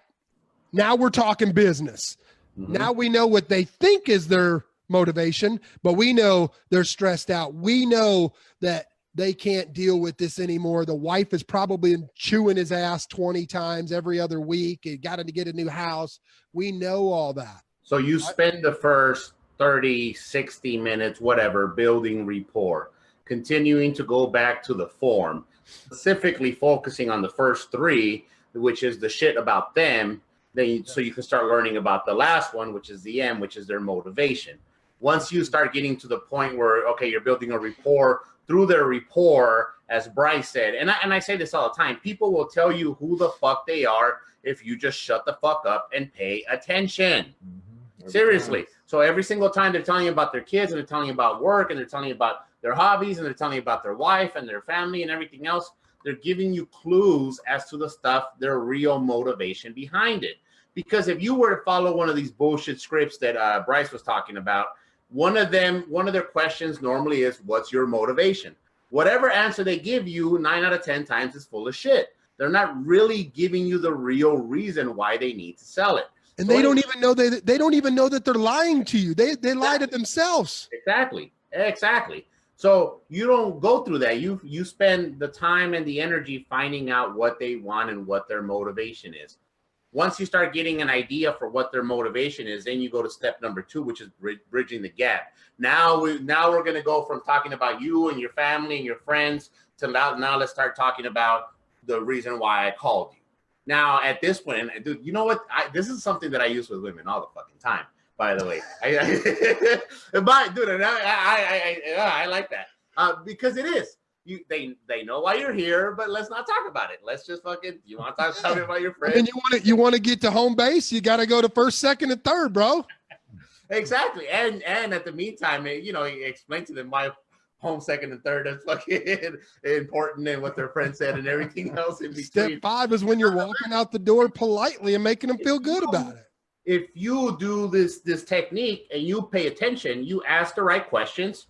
You ask more informed questions. You don't say, "Oh, well, my brother does that too. Let me tell you about it." No, shut the fuck up. Well, shit. Oh, tell me. Oh, shit. Your brother's an attorney. Oh man, what type of attorney is it? Oh, blah, blah. You start finding out this motivation throughout the conversation. She'll drop, "Well, my last boyfriend did this. I don't like this. I really like this. I really like that." Blah, blah, blah, blah. You're not even actually talking. So back to real estate. You bring them talking about themselves, talking about their family, talking about what they like, talking about everything. You start finding the motivation. At this point, you say, all right, let's start bridging the gap. Let's start moving it into what we came here for. Yeah. And let's remember talk about this. Now, one thing that I did see you do. Hold on real quick. Revert back. Hold on real quick. Sure. You mentioned attorneys, and I want you guys to know that out of anybody I ever talked to, I love talking to attorneys first. And they come across, if you don't know them, they come across as arrogant because they're confident, they feel educated, they feel a little higher above. And a lot of people that I've talked to feel and get scared talking to them. Guess what? They put their damn pants on the same way you and I do. Yep. And me personally, I mean, if you're an underdog entrepreneur like me, man, I've had to have conversations with attorneys. Hell, when I was dealing, I used to deal blow to half of them in Chicago, you know, and they're people. And so if they're attorneys, like BP said, ask them, oh, wow, what kind of law do you practice? How long have you been doing that? What school did you go to? And when you ask 3 or 4 questions, man, their guard drops down. They become normal people real fast. And now they're on your side. You know what I mean? They hired them to be on their side, but now they like you. They're on your side. So once you get them to know you, like you, trust you, by asking them the right questions, by continuously racking up, acknowledging what they said, questioning, oh yeah, now you start getting to the nitty gritty. All right, cool. So here's the deal. Blah, blah, blah, blah, blah. What other type of questions like this do you have?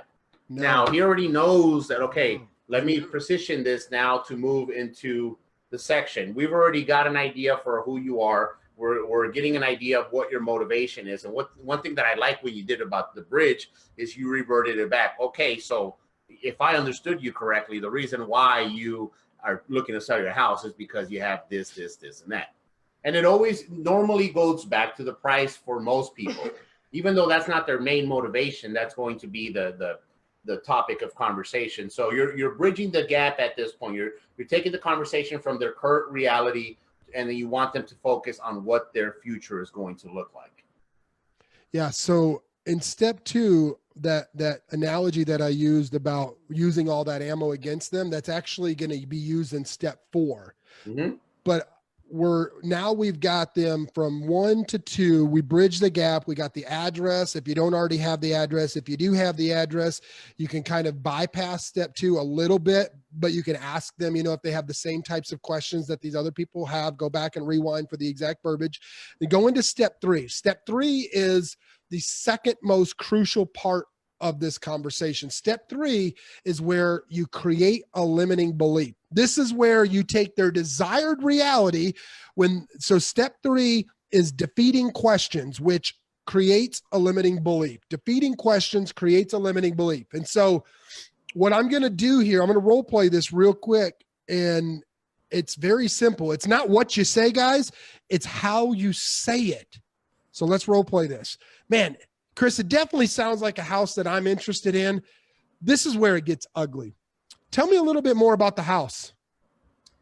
Well, I don't know.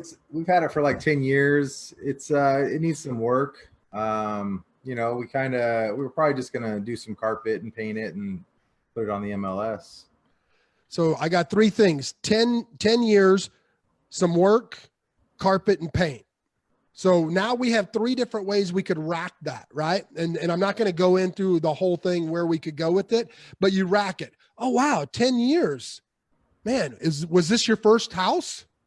You could go that route. Or, oh, wow, it definitely needs carpet and paint. Are there any other things that you could be updating right now? You asking me that? Yeah. Oh, no. My wife wants a new kitchen and I just can't afford it. That's what happens. See, that's what happens. So he just gave you his pain without telling you the pain. The wife wants a new kitchen, but they can't afford it. But they sure as hell can afford that $800 house payment at the new one that's already got the shit done. For sure. They could finance a new house. So they could finance a new home, but they can't afford to fix up the house. They've gotten detached. You just did it without even realizing you did it. And that's called self-integrity, when you say things that you don't realize you're saying. And that's what your sellers will do. They'll say things like that, and now you know what they don't think that you know. Oh, wow. So the wife wants a new kitchen. What would you do to the kitchen if you were to fix this one up? Oh man, she sees all those kitchens on HGTV. She wants the white cabinets and the granite countertops. Oh man, those are beautiful. A sign and emotion. Recognize it. A new kitchen would be great. And I'm sure she'd be happy with you too. Let me ask you, Chris, when was the last time you did any sort of updates or improvements on the house?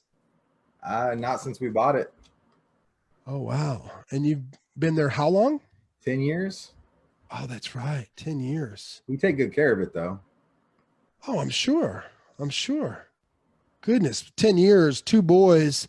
Wife's not happy. She's probably thrown a few things. No, I'm just kidding. Don't answer that. I make a little joke every once in a while. Man, that's got to be overwhelming. Have you done any updates in the last 2 to 5 years? Nope, not really. I want to point out when I'm asking these defeating questions, it don't matter what the hell you're asking them, but I'm reading verbatim off my script that I still keep in front of me after 8 years, right? 7, 8 years.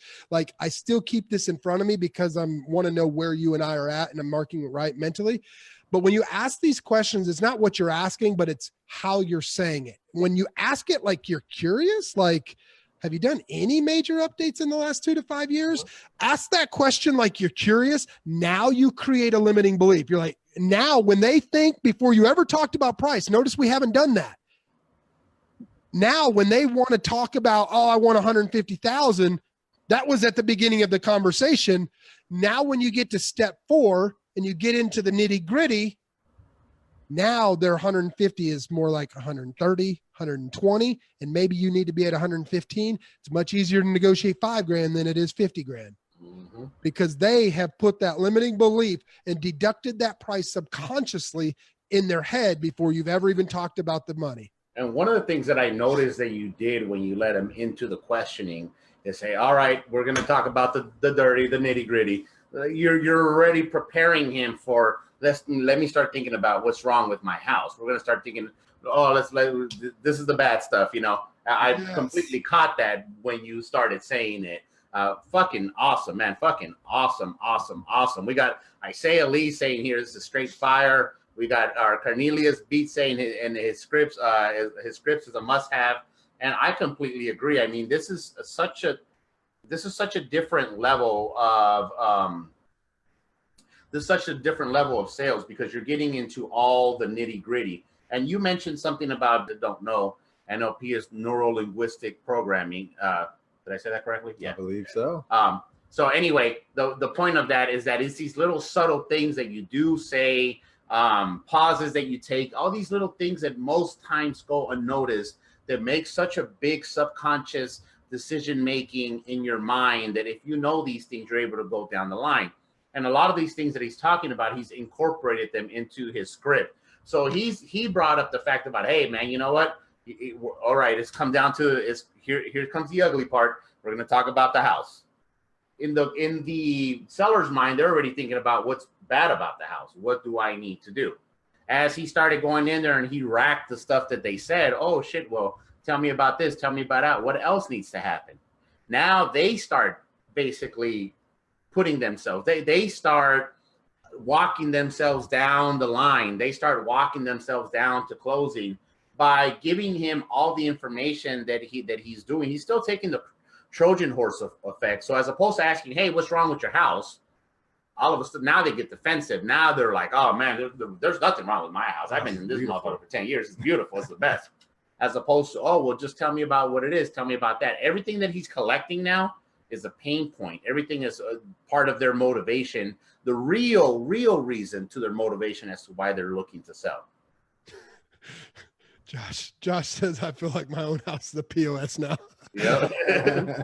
Josh, here's the deal, you guys, and everybody that's listening right now. Thank you for recognizing that, BP. At the end of the day, that's a huge nugget. Before you ever start talking about the house, let them know that this is definitely one you're interested in. So you're not sold on the idea. Let them sell you, but this is where it gets ugly. And that was actually, I mean, BP, you catching that, bro? That was huge. Most people never catch that. That, my friend, is NLP at its yes. For you guys to know that movie reference. Yeah. I know. I'm thinking, man, it's been too long. It's wearing down now for you too, bro. No. So here's the deal. At the end of the day, that was actually hypnosis. So that seller at that point is hypnotized, which hypnosis is actually one of the best forms of NLP, but subconsciously now they have taken that nugget and they've built a limiting belief and they got scared. That is hypnosis. That this is where it gets ugly. that drop, that tonality drop, who was that? Josh actually said this is where the vibe goes down. This is where it gets serious. When it gets serious, it feels like the shit's going to hit the fan. It feels like everything's coming to an end. And now they know they've got to talk about it and they're trying to sell you on it.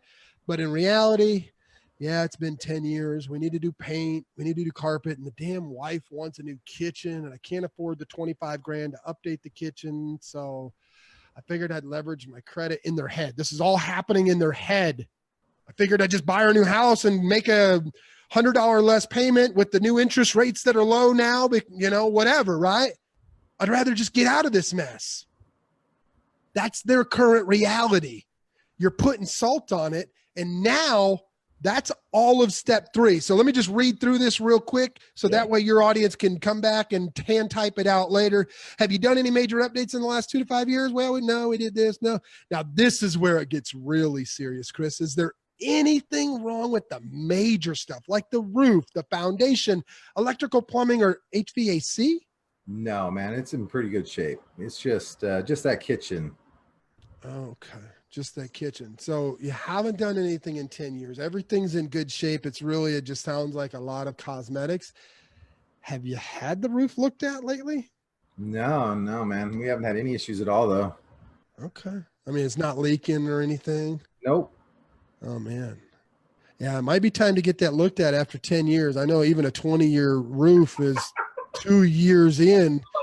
Right. I mean, I just thinking about it. Okay. So here's the deal. We can move past that, Chris. I'm really glad, man. I just dropped a little doubt. I created a little doubt.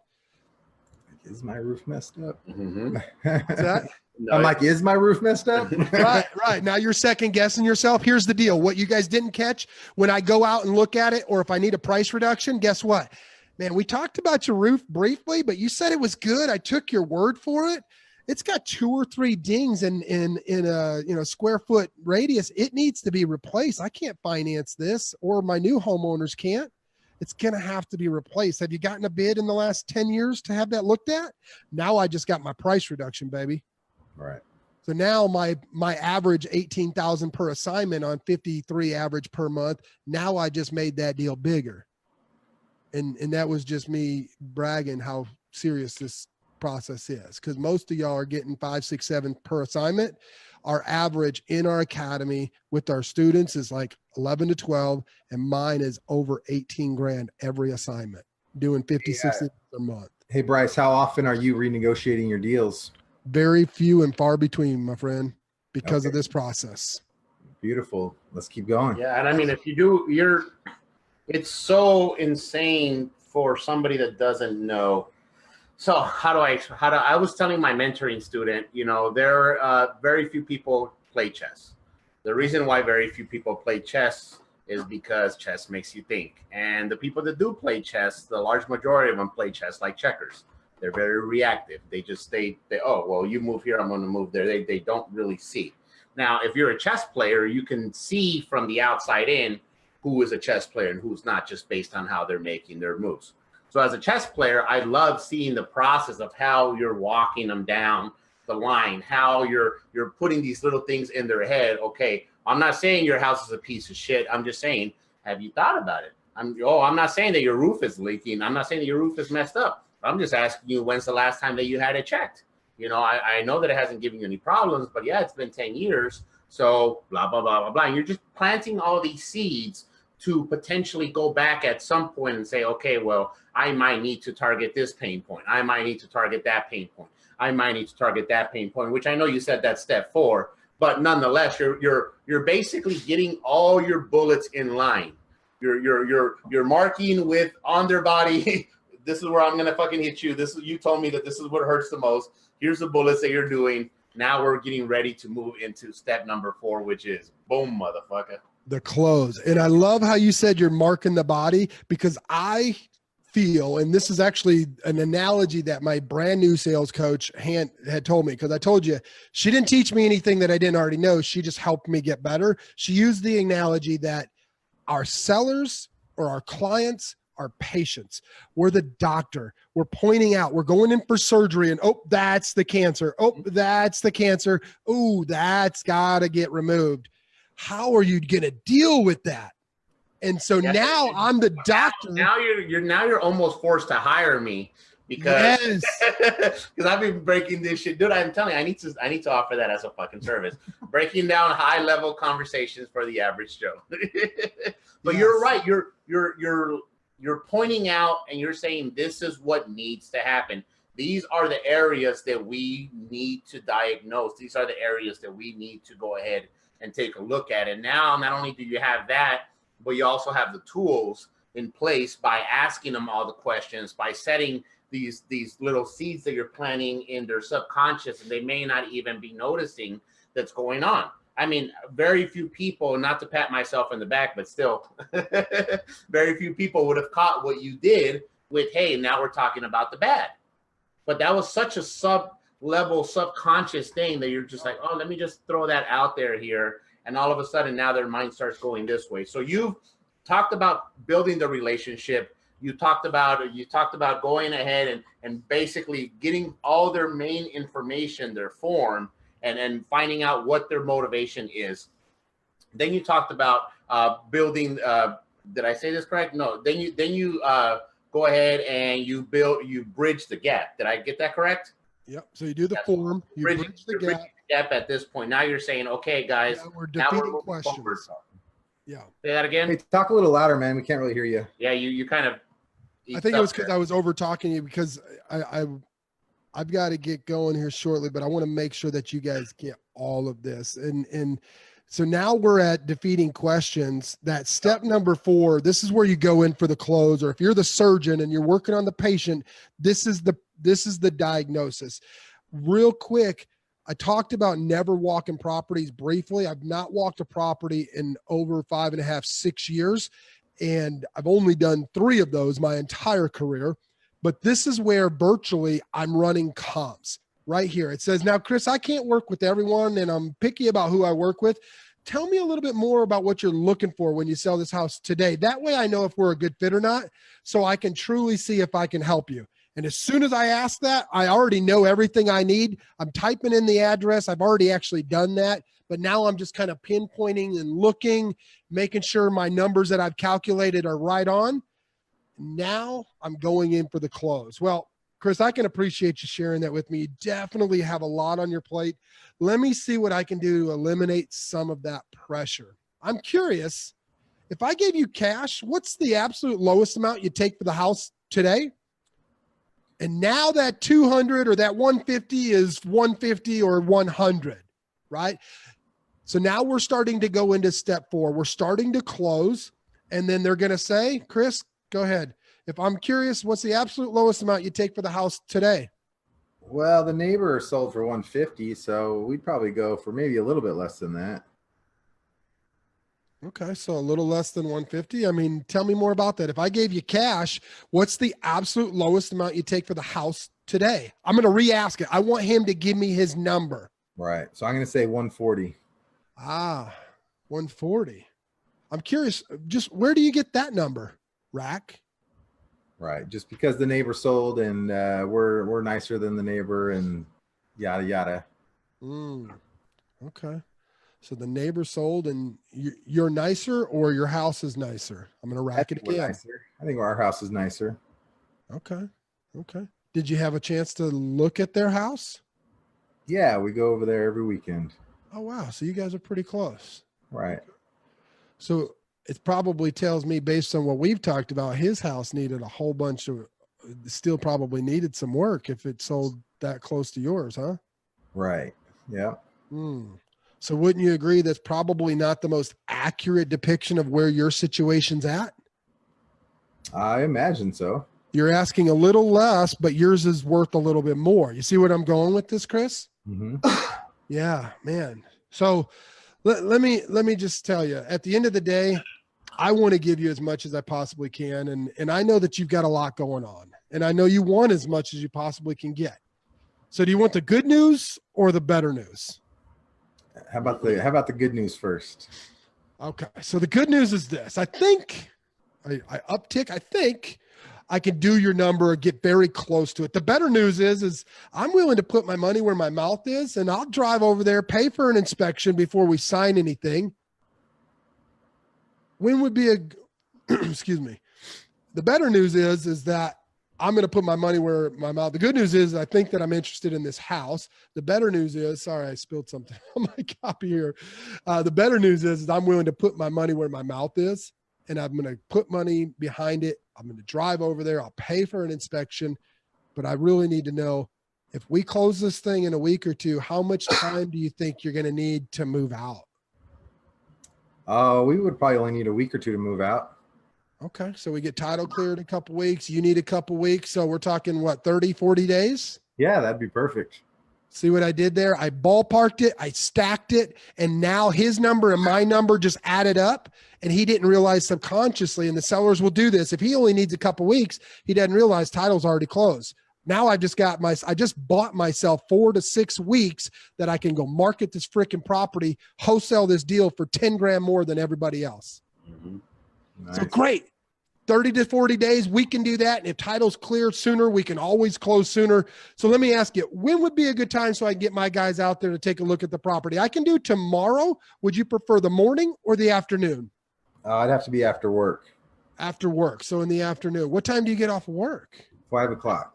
Rack. Right. 5 o'clock. Okay. Yeah. So it looks like I can do 6 or 7 o'clock. Which would you prefer? 7 o'clock. Always give them 2 options. 7 o'clock. Fantastic. In the meantime, man, Chris, I look forward to working with you. I hope you have a great day, but I'm curious, any big games or plans tonight to celebrate getting this house off your list? I love it. Yes, absolutely. Step five is the warm down. You always warm with form. Go back. Any games you got to go watch, any parties you want to celebrate, bring back their family, bring back their recreation. Step 5, leave the business at the door. Now you're walking out the door and they know, like, and love you, and you're golden. You're golden. Beautiful. All right. So let me go back. So you build the report through form. You talk about the stuff that's important to them. If you just pay attention and you're going to eventually find their motivation, then you move into bridging the gap, which is basically, all right, we've talked about this. Now let's start talking about some of the real estate stuff. You go ahead and you verify some of their motivation. Hey, well, according to this, that. Now you move into step 3, which is planting that limited belief in their head, planting that doubt in their head. All right, well, we're about to talk about the dirty stuff. So basically what that does is it opens them up to give you the shit. And as somebody said here in the comments before this thing went out, that the genius about this is that you actually get that to come out of their mouth. Yes. So you're not walking the property saying that's fucked up, that's fucked up, that's fucked up. They're telling you what's wrong. They're telling you what needs updated. Then you go ahead and you start moving into the close. So you say, okay, well, if I were to come in and give you cash, what is the absolute lowest that you'd be able to take? And from there, you start negotiating. Now, more than likely, most people, even with the little stuff that you put in there, are still going to give you a much higher number than they're willing to take, just to see if they can get it anyway. So most people are just going to give you some number, and then you come back with some of those pain points and say, okay, well, based on the stuff you said, X, Y, Z. In this particular example, you used the neighbors, and you said, yeah, well, what their neighbors sell for, okay, but I think this could be happening. Now, in that whole process, as a way to back end this stuff, you said, all right, that is awesome. How long do you think it will take to run title? Because once again, it comes out of their mouth, as opposed to saying, hey, sir, it's going to take me 30 days to run title. You say, hey, what do you think? Oh, 30, 40 days or something. Great. No, not run title. Not run title. You want to get them not to commit to the price, get them to commit something past the price. So you want them to commit to how much time they'll need to move out. Okay. You want to get them to commit to something else, because now they just previously committed without actually committing. Now I want to step back real quick. I heard you say something and I forgot to say something earlier. You said that most people, will give you an inflated number. Most people don't know what their house is worth. I found after doing over 4,000 transactions in the last 6.5, 7 years, right? Like most people don't even know what their house is worth. And so what they do is they go on Realtor, Trulia, Zillow, and I'm surprised Chris didn't say this because 9 out of 10 role plays, that's where they go. But we know this business, and he's trying to make it tough so you can get as much out of this. I appreciate that, bro. But 9 out of 10 people, they're like, man, I don't know. I mean, they have it at 140. Can you give me 140? Oh, 140. Where did you get that number? Oh, Zillow. Do you know how that even works? That was your last golden nugget, guys, listening to this, because now 9 out of 10 people don't know what their house is worth. 9 out of 10 people looked online and they think it's worth this. And now you can give them a limiting belief that that's probably not accurate. And one of the key questions I always ask is, man, I mean, wouldn't you agree after I tell them how Zillow works, 5-mile radius, it's an average of homes similar to yours, not exactly like yours, but wouldn't you agree? I mean, your house isn't the same as the house on the other side of the highway, right? Whether it's bigger or better or worse or not, it's not. And there's always a highway or byway somewhere, a main intersection, a thoroughway. And so now they look at this other house, this other neighborhood, and they say, oh shit, no, those are nicer houses. Well, no, I'll probably take 130. So that 140 becomes 130 when I second guess and ask that question again in that example, because 9 out of 10 of them look at comps or they think. That is awesome. And guys, man, this has been straight fucking gold for all you motherfuckers out there that are wholesaling, for all you people out there that are dealing with sellers. Hey, Ryan Harper, I see you just joined us, man. How do we get that gold nugget? Because, man, we had a lot of a gold nugget. Oh, man. Yeah, that was pretty awesome. I did rewatch my video, and they were putting the little gold nuggets and stuff because I was dropping shit. That was great. But anyway, guys, you should be here with a pen and a pad. And if you didn't, and you need to come back and watch a replay, I highly suggest you watch the replay, because there was a lot of really good information that we got, a lot of really good technical stuff, a really awesome script. And I just love the way that you break it all down. And then at the end, the warm down. At the end, hey, whatever, let's talk about something else. It doesn't have to be about what just transpired, by the way. That's awesome. But all these little things that you just put in there that kind of makes them feel a lot better. Because if you just leave the room, leave the scenario, oh man, cool, thank you, bam, bam, thank you, ma'am. Now she feels like shit. Now she feels used. Now she's just now you were just there for what you wanted, as opposed to, all right, well, cool. Well, tell me about, what are the game you're going to watch? You got any big plans for the weekends? You and your wife, you and your kids, y'all doing anything, blah, blah, blah, blah, blah. You get them back to like you. And then at this point, you kind of, it starts diminishing the buyer's remorse type of scenario, whatever that translates into the seller side of things. So anyway, Bryce, man, you have been fucking awesome. I know you got to get going. So where can people find you? Where can people get this stuff? I know you mentioned something about a website where you have the 8 steps. Obviously, people can hire you for coaching if they say, hey, this is something that I need a little bit more help with.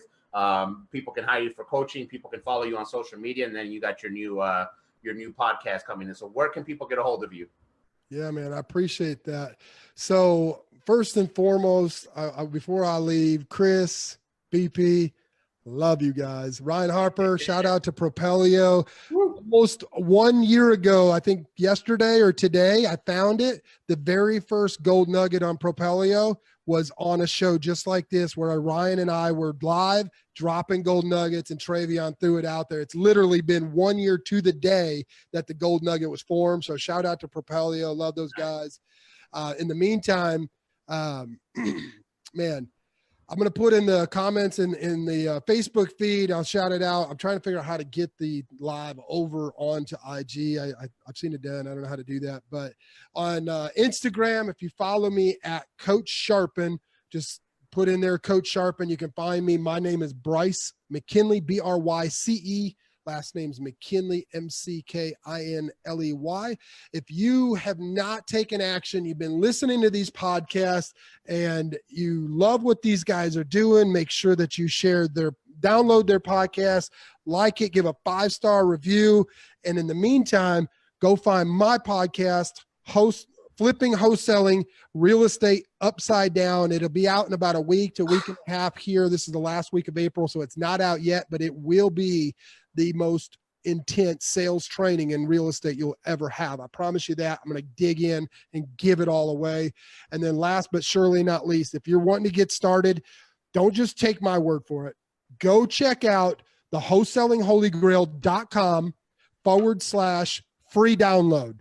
wholesalingholygrail.com/free download. You'll get an email, download the 8 steps to every lead generate, or our 8 steps to our secret lead gen software. We've got a software that generates hundreds of leads that we have patented, that goes out and joins thousands of Facebook, Instagram, LinkedIn groups and posts 10 times a day.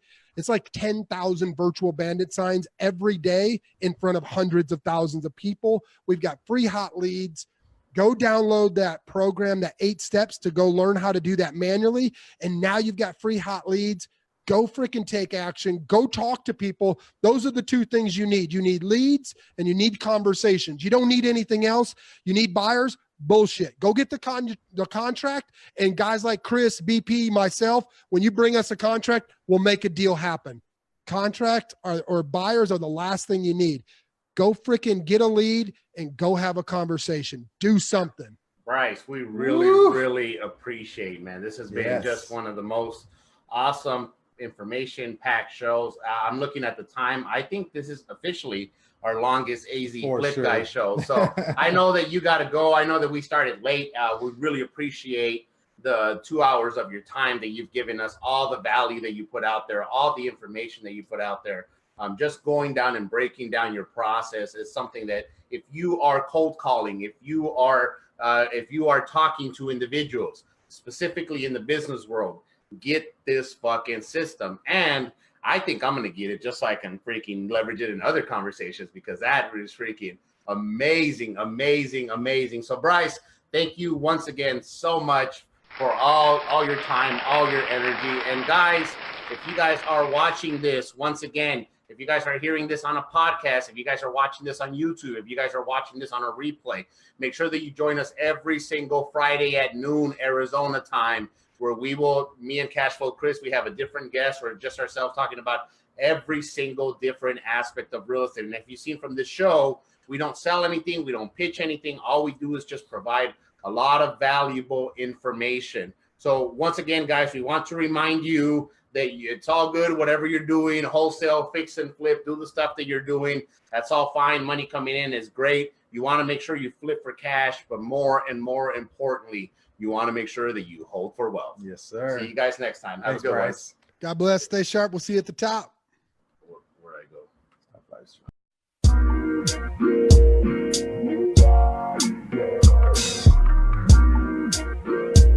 That's why it's great to have a great